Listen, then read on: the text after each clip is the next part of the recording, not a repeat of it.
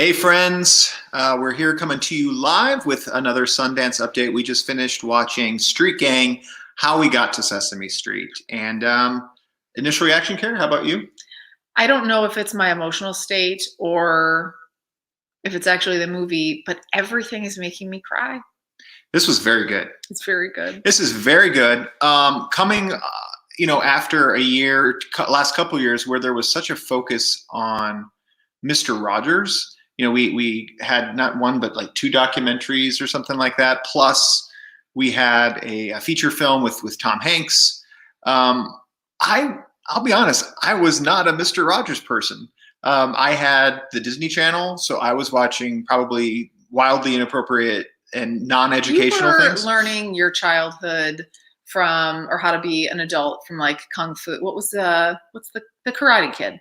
What's Sure. that guy's name? What's that movie? Daniel LaRusso, the Karate. I don't know what you're talking about right now. The Karate Kid. Sounds good. I, however, learned mostly from Fred Rogers, but I also loved Sesame Street. So Sesame Street, if I had to pick, and I'd love to hear your comments, give me Sesame Street versus Mr. Rogers. If you had to have, which one is the one from your childhood? If you had to pick between those two, because for me, it would have been Sesame Street. If I had to pick. You said Mr. Rogers was too nice. Mr. Rogers was too pastoral and too much messaging and low production value. What we learned with Street Gang and How We Got to Sesame Street is while Jim Henson is maybe thought of as a singular voice, it was so much more of a collaborative success than Mr. Rogers. Who else can you remember from Mr. Rogers right now from those documentaries? Lady Elaine. Okay. Then there was the postman. Then Sure. There was the cat puppet who was called Mick Purrs. And then there were a lot of people. This is directed by Marilyn Agrelo, and Marilyn does a great job. It's a talking head documentary featuring a lot of footage from behind the scenes footage, which I don't know. Fun. Yeah, I don't know why they would have this, but it's from the inception of Sesame Street. And what's fascinating to me is the history is so much more. Thanks, Breck. Breck's on the Sesame Street Gang as well too. Breck, you're gonna really love this documentary. Even if you don't, like I said, I wasn't a Sesame Street person. If I had to choose, I would choose Sesame Street over Mr. Rogers. But what was fascinating was the history. They intended what the studies were showing were that kids, when TV was more in its infancy, they were so influenced by commercials. They could remember the jingles. They could remember the product name.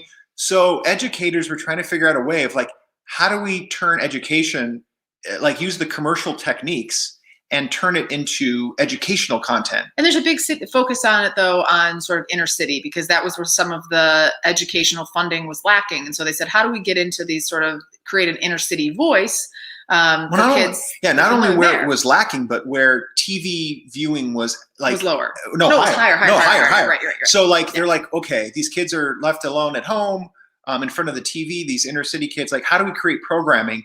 And it was just this collaborative effort, I will say, between really four key people, and that's Joan Gans Cooney, which in her own right was never hear about her, but she's basically the inception of this show. She's the founder of the show. Yeah. She was given $8 million in 1960, and she was the brains whatever. Behind the whole thing. She brought in the talents that we may know more of now, is in John Stone, Joe Raposo, who did all of the early music and things that we've come to love from Sesame Street, and then they brought in Jim Henson, who was doing dark puppet commercials, adult commercials, which Google those. They're pretty funny. Yeah, they're really funny. And so a lot of fun behind the scenes here. I got a lot of laughs out of this, and it's very touching. It makes me rethink.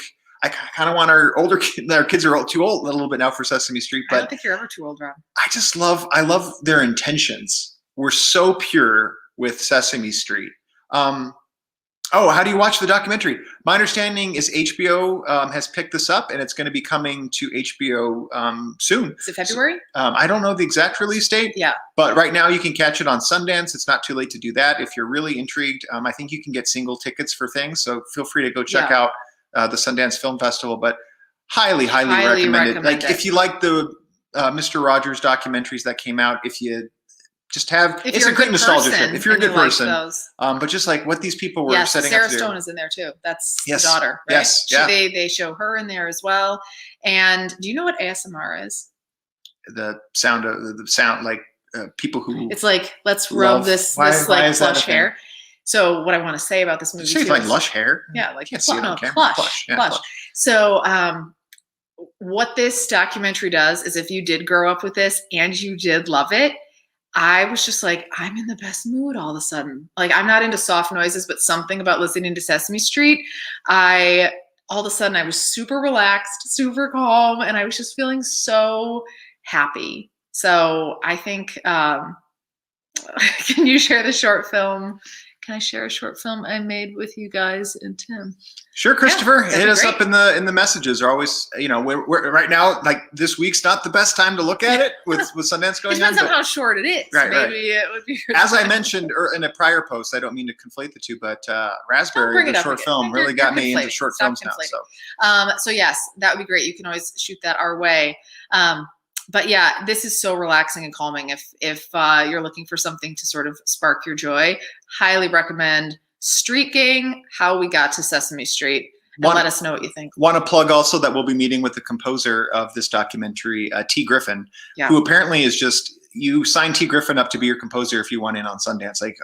Like he has 2 Sundance features a year, it seems, is his batting average. So yeah.